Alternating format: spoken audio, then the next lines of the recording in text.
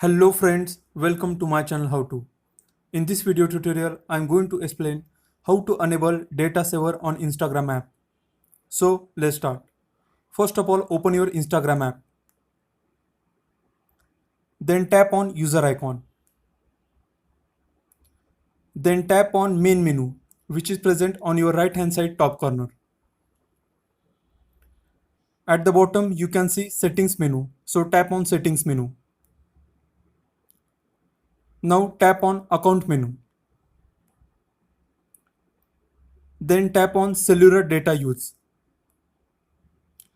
Now here you can see the option data saver.